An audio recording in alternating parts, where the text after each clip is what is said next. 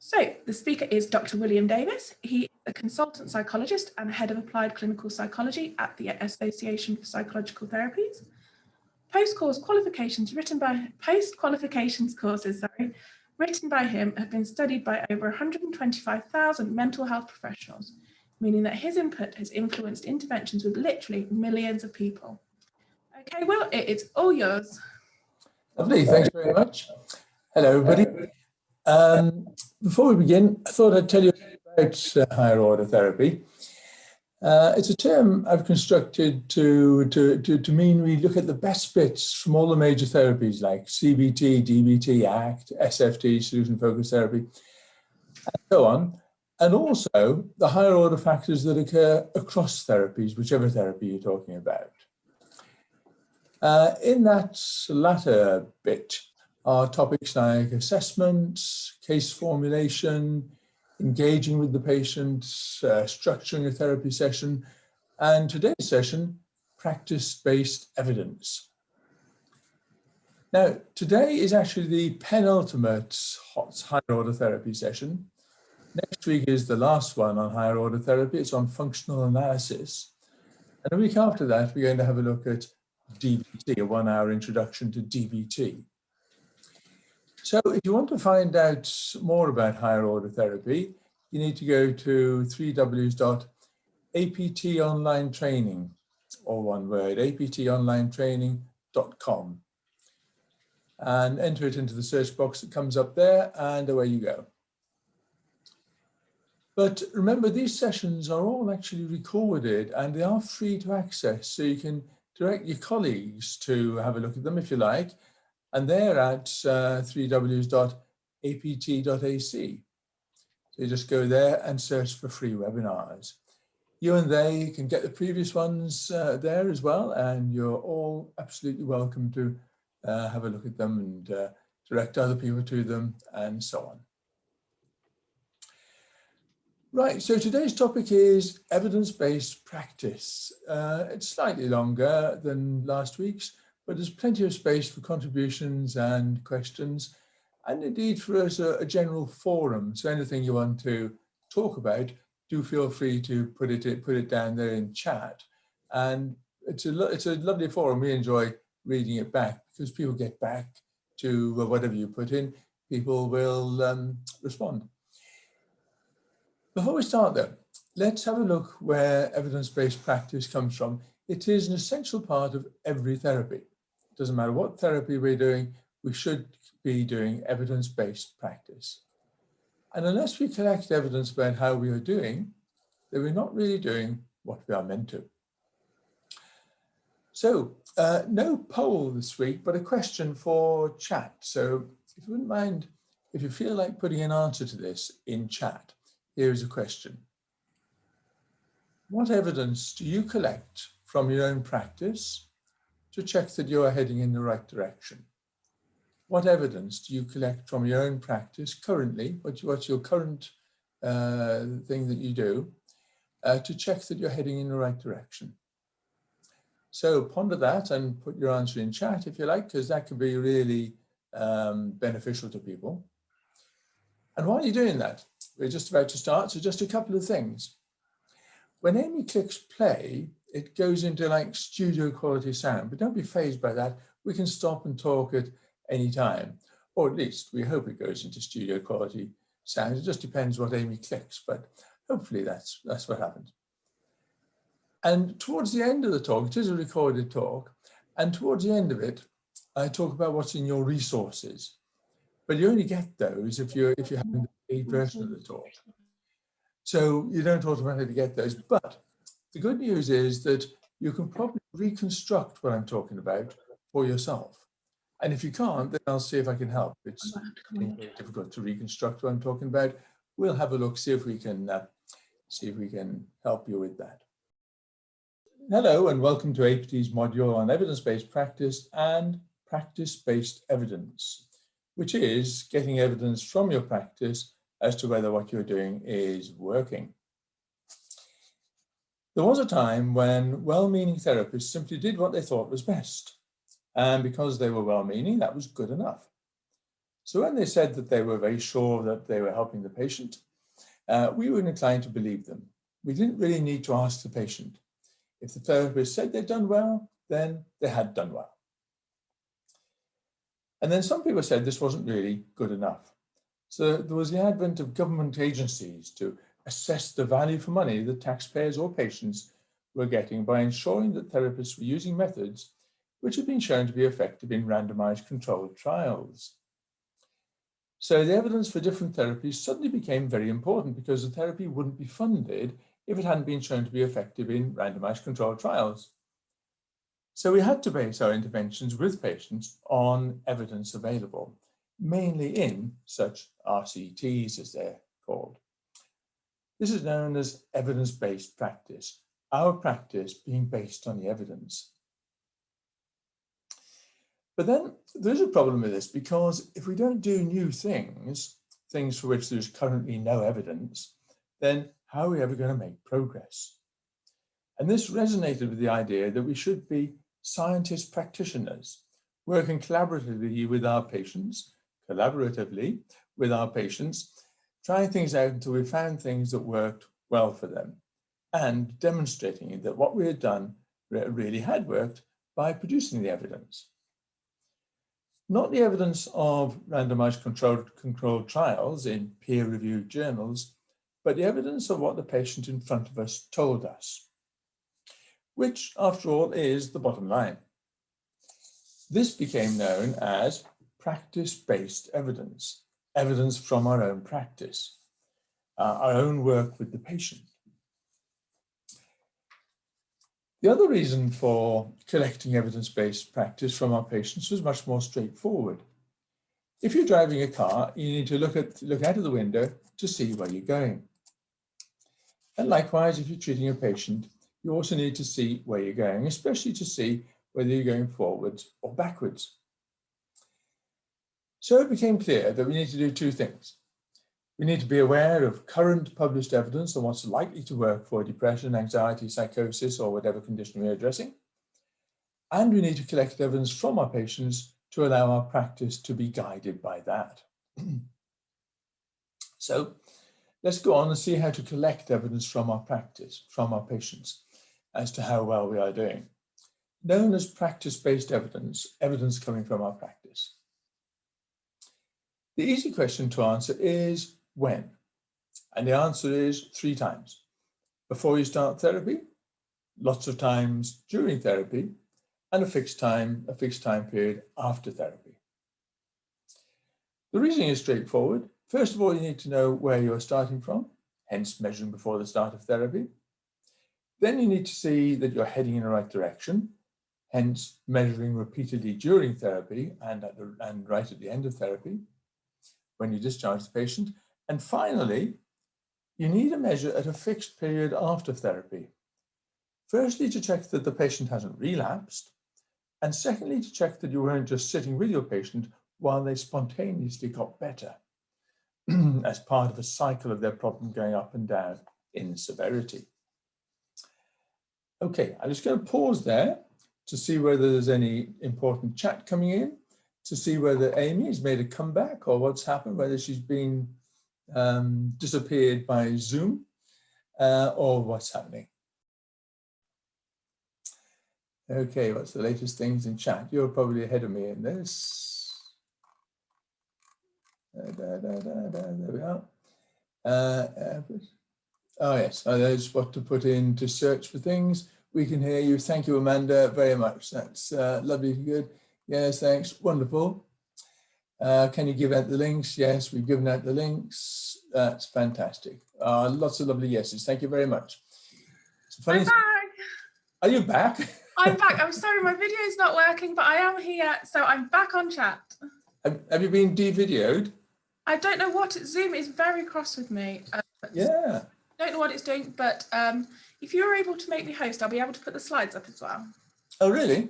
Yeah. Okay, let's there's you more make host. How about that? Okay. So you carry on, pretend I'm not here until I get a good question to pose to you. Okay. So Where have I got to? We will normally want to start our main interventions when the patient is most receptive to the intervention. Oh, there we are. Which may be when they are at their worst, or it may be when they're at the peak of the cycle, at their best, in other words. Depends very much, doesn't it? Some people, when they're at their worst, they're not at all receptive. For example, if you work with psychotic patients, they're very often not at all receptive in the heat of the psychosis, as it were. Same with a lot of depressed patients. When they're really, really depressed, they just can't be bothered to do good things. So either way, we want to do it when people are most receptive. If it's the latter, when they're at the peak of the cycle, then the task then comes to prevent relapse, to have the patient carry on at the peak of the cycle, as it were. And if you can prevent relapse, then the patient is cured in just the same way as they'd be cured at any other point. And that's an excellent course of action. Start an intervention with patients when they are receptive to such an intervention. Discharge them when we agree that a robust effect has indeed been achieved. And then follow up at a fixed time period to check that our belief about this robust effect was indeed correct. Now, let's look at when to, which means just when in a therapy session might you take a measure about how the patient is doing? The answer is normally in a therapy session from 2 onwards, you'll ask the patient how they've been since the last time you saw them. Maybe a week previously, then you move on to talk about how the homework went. I think the best point to take a subjective measure from the patient is between those two. So it goes like this. How have you been since last time we met up? That's the first thing you say to a patient in a session. How have you been since last time we met up? Then, how would you rate how things have been out of 10? Although you'll probably use a question tailored specifically to the patient's situation, as we've been talking about, how did the homework go, comes third. So the out of 10 rating you get from the patient stands a chance of relating to the whole week or whatever the time period is, because you just asked them how things have been since last time you met up. Okay. So we've covered why we measure progress, and we've covered when we measure progress. So the next question is what? What do we do? What measures do we take? The answer is we take objective measures and subjective measures, both from the patient and from their significant others. Where significant others may mean their loved ones, their friends or relatives, or if they're in residential treatment facility, your colleagues, often nurses who look after the patient. Okay, so let's have a look at objective measures, real solid data. For example, with a depressed... Just one thing, we haven't got any comments in the chat, which isn't like normal. So I'm just worried about breaking our system, but I can assure you I'm back in business properly. So pop anything you like into chat and we will answer your questions as we go. Oh, that's nice. There's nice comments here. They're reassuring there. Everyone sent some lovely comments to say, well, thank you. I did just want to go away and have a little cry, but I'll save that for 3 o'clock. But thank you everybody for your lovely messages, and I'll leave you to carry on. And pop your questions in chat and I'll pop them across to Well. So let's have a look at objective measures, real solid data. For example, with a depressed person, one objective measure might be how much time they sit in a chair doing nothing per day or per week. Or how many days they have to take off work because they're too depressed to go in per week or per month. Or what time they wake up in the morning. Or how many phone calls they make to friends per week or per month. Or whatever objective measures make most sense for that particular patient. For an anxious patient, an objective measure might be how many trips in the car they make per week or per month, if they tell you that car trips are something they avoid through their anxiety. Or again, how many times they avoid going into work, if they tell you this is something that their anxiety causes. Or how many social gatherings the person avoided or attended, if that's what they say is a focus for them. In non-suicidal self-injury, the objective measure might be how many times the person deliberately harmed themselves in a week or a month, or how many times they required hospital admission in a month. In some cases, the number of hours sleep might be a particularly important thing. For example, some people who are prone to psychotic episodes may sleep less in the week or two preceding such an episode. So to measure such important early warning signs is vital so you can help them implement measures to avoid such an episode. Even in suicidality, you can take objective measures, even though it sounds like a once and for all concept. For example, you can record the number of times the person contemplated suicide in the previous week or month, or whether the person currently has the means of suicide available. For example, painkillers, something to asphyxiate or strangle themselves with, or even a gun. The most common, by the way, the most common method of suicide in the UK at the moment is actually asphyxiation by one means or another. One person, for instance, revealed that he had a gun.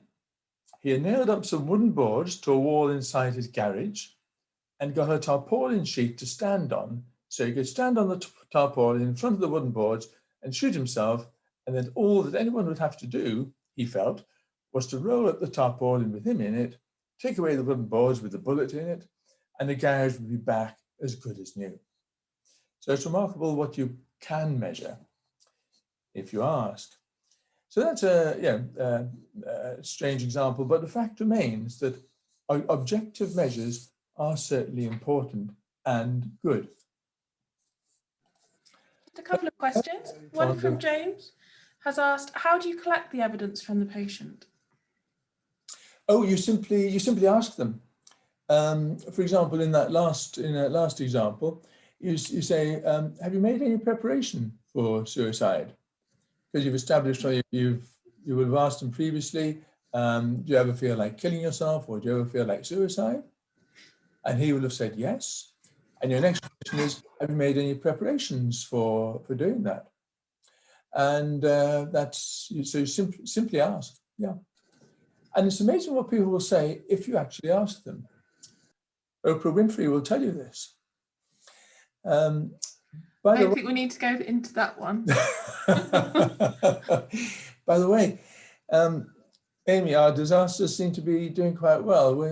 At the start of the disasters, we had 250 people. We've now got 258. I think people must have phoned around and say there's a good disaster happening. No, we're still going. Zura, I'm sorry if I'm pronouncing your name wrong. Zura has asked, what about patients lying on scores for reasons such as pleasing the therapist or fear of lower scores? Yes, there's not much you can do. That's a questionnaire, of course. If you give them a questionnaire, they can kind of lie. A lot of good questionnaires have what we call lie scales to judge how seriously the person is taking the questionnaire. And I like to ask the person direct. I think people are, if they can see you're there to help them, and they've come to see you for you to help them, in a sense, they know there's no point in them lying to you. So I think that minimizes the chance of them lying. But you're absolutely quite right, and especially with suicide, you do get a small number of potential suicides where the person will deliberately mislead you because they don't want you to stop them. They've suddenly hit upon a solution to their misery, and they don't want you to stop them. So they can possibly lie to you in that case. But it is rare, to be fair. Super. And just to remind people, I'm sorry, I sound like such a stuck record, but if you send your messages to all panelists and attendees, it will mean everyone can see them. We're getting some really lovely messages to panelists. If you pop them down for everybody, then everyone can see them. Yeah. And Tilda has put, sometimes patients will report higher scores at the end of treatment because they are worried about discharge. What do you think? Yes.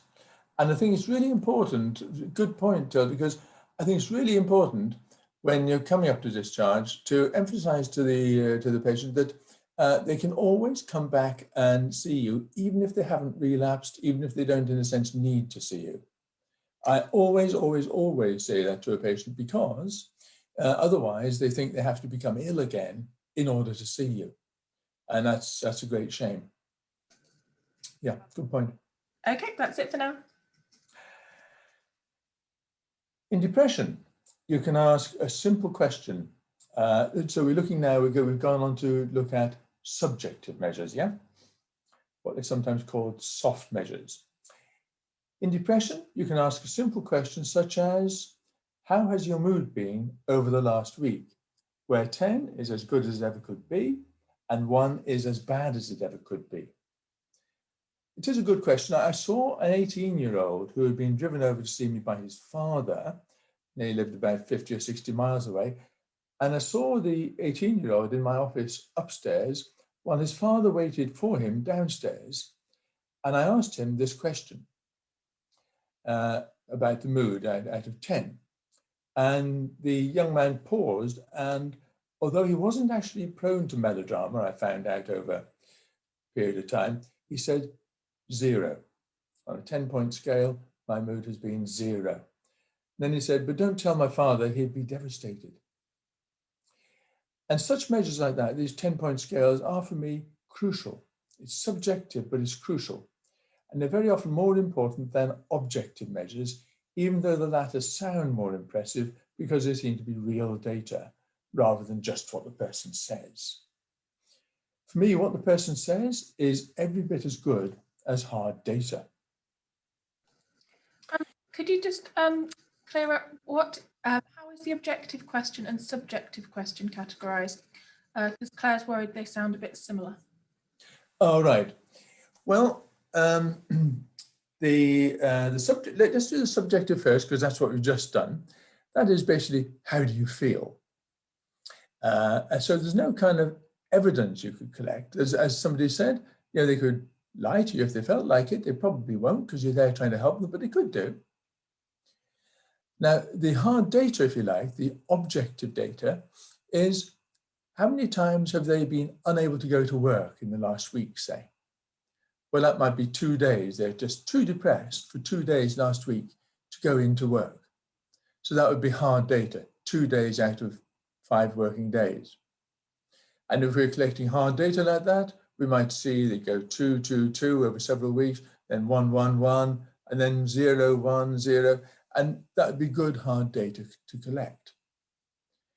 If we were collecting subjective data, we might see their mood ratings go from 2 out of 10 to 3 out of 10 to 4 out of 10 to 3 to 5 to 4 to 7, and it would hopefully go upwards, not in a smooth line, but gradually upwards.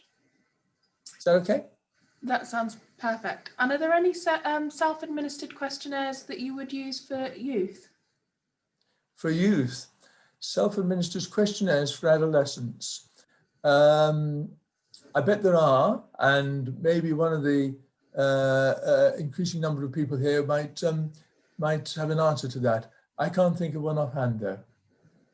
Good question. So if anyone's got any good top tips for the questionnaires for youth, if you pop them in the chat. I think, Mayra, you've popped your question just to panelists, but if you pop it out to everybody, I'm sure they'll be able to help.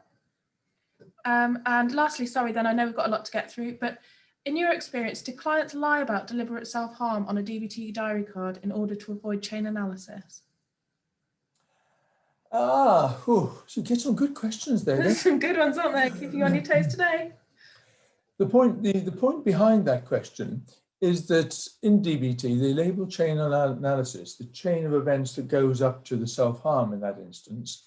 They label it as slightly tedious. They think that patients don't really like doing it. So it kind of discourages them from it, or it doesn't reward them for self-harm. But I think there's no need to make chain analysis kind of tedious, and I think it is quite an interesting thing to do. And there is an obvious payoff for the patient. They're coming to see you because they want to stop doing their self-harm, and you are eliciting the chain of events that leads to their self-harm. So there's an obvious payoff for when they feel like doing it next time. They can interrupt that chain of events. So in summary, I would try and make chain analysis as rewarding as you like, really. It doesn't need to be tedious. Make chain analysis as rewarding as you like, and that gets around the problem that's implied by your questionnaire. Brilliant. And Myra, sorry, I don't know how your name is pronounced. There are loads of brilliant suggestions for questionnaires for youth. So if you look back in the chat box, I think you'll have good ideas there. Fantastic. Okay. Lovely. In anxiety, you might ask, how bad has the anxiety been over the last week? Where 10 is as bad as it ever gets, and 0 is no anxiety whatsoever. Incidentally, I think the nuances of such questions are important, and it's best if you get them the right way around, in the sense of being intuitive to the patient. So if you're asking somebody about their mood, then 10 seems like the good end. But if you're asking them about their anxiety, most people want to bring their anxiety down. So a rating of 10 is high anxiety, whereas a rating of 0 is low. And incidentally, I never like using the 0 for asking depressed people about their mood because it seems a bit too nihilistic. So if your mood is 0, then you might as well sort of check out of life, as it were. Subjective measures can also capture combinations of frequency and severity, which are difficult to capture using objective measures. For instance, you might ask, how severe have your panic attacks been over the last week? Where 10 is as severe as it possibly could be, and 0 is totally insignificant. That's a really good question because it leaves it to the patient to decide whether one single but massive panic attack they had over the last week counts as an 8, a 9, or a 10, or whether the regular low-level panic attacks they've had over the last week warrants an 8, 9, or 10.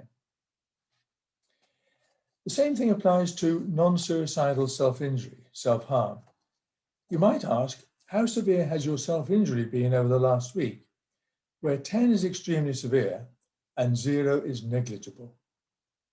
Again, it leaves it to the patient to decide what the relative weights they want to give to the frequency and severity. And so it becomes quite a sophisticated measure, in my view. It's also good when we're talking about a problem which serves a particular function.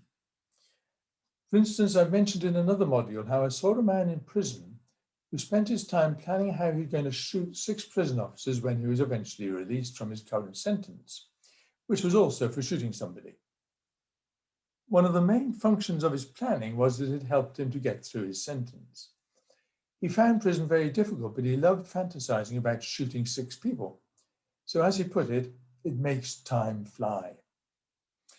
So one of the things I wanted to do is to help him get out of his prison sentence easy, to get through his prison sentence easier. So he didn't need to spend time daydreaming about shooting people. So what would be a good question to ask him? Don't know, perhaps I should pause there, actually, Amy, I don't know. No, that's a good pause. Linda's got a good question. Yeah. What do you suggest for a patient who always rates their anxiety as 10 and the worst it can possibly be? Well, I think we have to take it at face value. I think that's a severely anxious patient for whom we've made no progress yet. And so we need to keep trying different things, I think. Super. And how do you manage or challenge ambiguity about risks of suicide without causing damage to the therapeutic relationship? Ambiguity about the risk of suicide. Well, I think that is straightforward in the sense of what we do is we always take the risk of suicide absolutely seriously. And some people undermine us in this. I'm guessing the people on this seminar now will know what I'm about to say, but there are people who will undermine us. For example, some people will say, oh, so-and-so, they've attempted suicide numerous times. It's just attention seeking. No, it isn't. It's so people who have attempted suicide numerous times are at very high risk of successful suicide. So whenever there is a apparent risk of suicide or ambiguous risk of suicide, we take it absolutely seriously. It's a high risk of suicide. Super. Okay, so yeah. Now where have we got to? We found, this guy found being in prison very difficult. So one of the things I wanted to do is to help him get through his prison sentence easier, so he didn't need to spend time daydreaming about shooting people. So what would be a good question to ask him? Maybe, how difficult have you found prison life over the last week, where 10 is very difficult and 0 is not at all difficult? Of course, one problem, a possible problem, is that the reason he may have found the week not at all difficult is because he spent all this time fantasizing about shooting people. In fact, this didn't seem to be a problem. He seemed naturally to understand what was meant, and he made no attempt to mislead me. I know that because it's a historical case and it worked out well. If you're working with somebody who is suicidal, then you might be interested not so much in the overall level of mood, but in how deep the troughs are for that person. It is, after all, in that very deep trough that the person decides to take their own life. Not always, of course, but often enough. So one question might be, what is the lowest point your mood reached this last week, where 10 is not at all low, very high in fact, and 0 is the lowest it possibly could go? Now, I seem to be contradicting something I said earlier about not using 0 with really depressed people, but it seems to me that you always have to go with what is true for the patient. So if you are seeing somebody because they are suicidal, then it makes no sense not to recognize that there is a 0 point. But whatever, the point I'm trying to make is that questions about subjective feeling can be fantastically useful and incredibly relevant. They can be absolutely spot on and capture the whole essence of what is happening for the patient. So we've looked now at objective measures, so-called hard data, and we've looked at subjective measures, the patient's rating. So what about questionnaires, which somebody brought up earlier on, in fact? I think these do have an important role, particularly at the beginning and end of therapy, because they have norms. Whereas just asking people questions, there's no norms associated, but questionnaires have norms. And this means you can compare your patient with other people and get good indication as to whether they classify as depressed or anxious, say, and if so, just how depressed or how anxious compared with other people. Probably too tedious to do every time you see a patient, but may well be worth at the beginning and the end of therapy. At the beginning, for example, it guides you as to whether the patient is ill enough to warrant treatment or is within normal limits. And at the end, it guides you as to whether the patient is well enough for discharge. Remember that it's not normally feasible to work with patients until their lives are perfect, just until they are within normal limits. It does sound a bit harsh, but it's not meant to, and it probably works for the maximum benefit for all of those people who want to see it. So we normally have a waiting list, so we do have to manage things. So questionnaires can have a good role. If you want to find the best questionnaires in your own country, I suggest you search online for mental health questionnaires or mental health questionnaires for professionals and find a good supplier. And a good supplier is the route to good questionnaires. Next, just a couple of words about talking to significant others. Some problems, for example, irritability, which can absolutely ruin some people's lives, are sometimes more successfully assessed by the person's partner, for instance. So a question such as, how bad has John's irritability been over the last week, where 10 is really bad and 0 is not at all bad, can be just right. And again, I think 10 is for the bad end in this instance, because people normally want to reduce their irritability to bring it down from 10 to 7 to 4 and so on. And similarly, when you're talking to your nursing colleagues, for instance, in a residential treatment facility, global questions such as, how has he been over the last week out of 10 can be really, really good. Far from being too vague, they can be exactly right because they allow your colleague to include whatever factors they want to and reach a kind of higher order judgment. You may want to ask follow-up questions like, what makes you reach that judgment? But you're off to a terrific start with that general higher order question like, how have they been over the last week out of 10? And just one point about the yardstick you might use to judge whether you are collecting good evidence. I was an expert witness in the case of someone who had suffered post-traumatic stress disorder, and the compensation was being assessed by the court. One of my tasks was to assess the effectiveness of the therapy that they had been receiving. The patient said that the therapy had not really been at all effective, whereas the therapist said it had gone very well. So, naturally, you will know it's natural by now, I looked for the measures that the therapist had taken, and you know what? They had taken no measures whatsoever. And that's a great shame, because even if the therapist had simply asked, how has your mood been over the last week, each time they saw the patient, that would have been a very good record. Good enough to be a significant piece of evidence in court, in fact. Judges tend to be perfectly capable of making sense of such a down-to-earth record like that. So although it's rarely that we're likely to appear in court to talk about our evidence-based practice, that is the yardstick I tend to use. Would it stand up in court? Remembering that courts are, more often than not, good, sensible places. Now, in your resources, now this is a bit where I talk about your resources. Don't worry, we'll sort it out.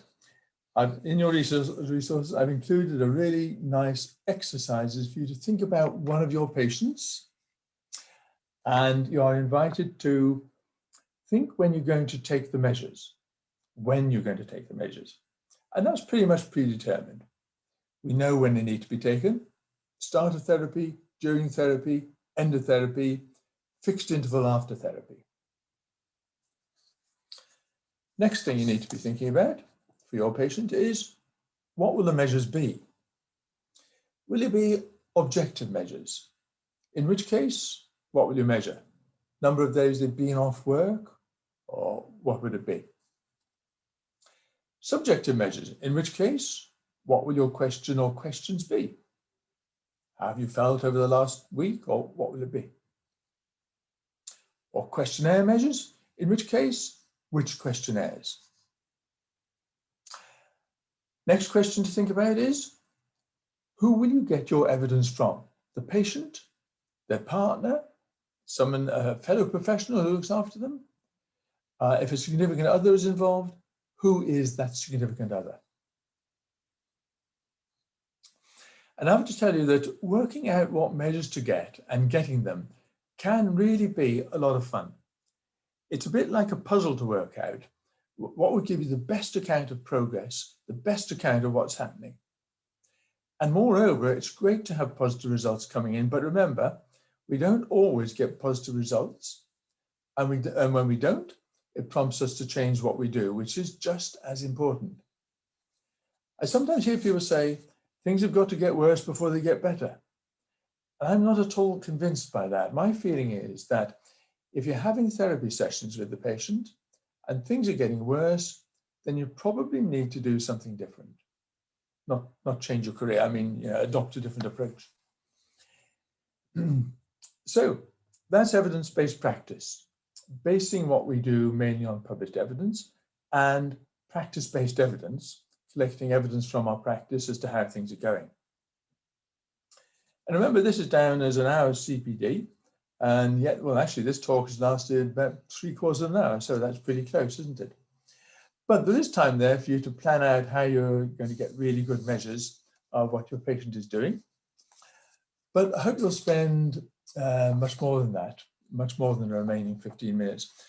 I hope you collect good, good evidence-based practice forevermore, because it is an important part of being an excellent therapist.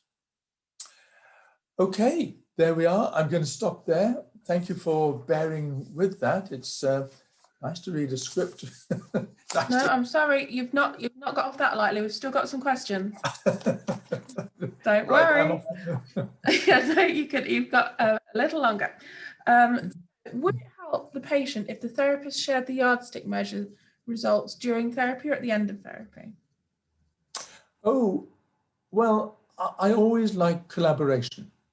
When in CBT, what they talk about is two experimenters collaborating together, trying things out to see what succeeds and what doesn't succeed. So to try things out, collect the measures together, go through the measures together, see what succeeds and what doesn't succeed, I think is tremendous, actually. So I would do it really as a collaboration.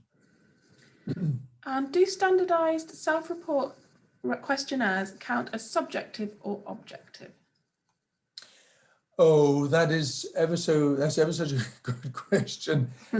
I would say it's definitely subjective, to be honest. It's not, well, yes, definitely subjective. And it's a self-report from the patient, and it's a subjective measure. You're not collecting real data like how many days they've gone into work, how many times they've hit somebody, or whatever it would be. It is their account. It's subjective. And Andrew has suggested that some clients have liked the yardstick shared, as it's reinforced the positive results that they have attended. Absolutely, absolutely, because there's nobody more pleased to see progress being made than the patient. Absolutely right. Okay, so firstly, I want to thank, we've had some really lovely messages to thank us for carrying on despite the technical issues. So thank you all for those, that's really lovely. And also we had a lot of sad faces when people thought that you were saying that next week was the last session. It's not the last session ever, it's just the last session of HOT. We'll be carrying on with other subjects, won't we, Will? Absolutely. Next week is the last session of higher order therapy. The week after is a 1-hour summary of DBT. And what I've got in mind, I think what would be lovely to do, perhaps starting the week after that, would be to have some sessions that, because they recorded these sessions, so you can look back on them and your colleagues can look back. And I think it'd be nice to have some sessions which might be helpful to your patients as well as us professionals. So I'd like to start on 1 or 2 of those. I think once the COVID crisis kind of disappears or fades, I think probably Amy and I will have trouble justifying doing it. But for as long as it goes on, let's do it for as long as we can, I think. I want to carry on forever, so no, we're still here while you're all here, so don't worry.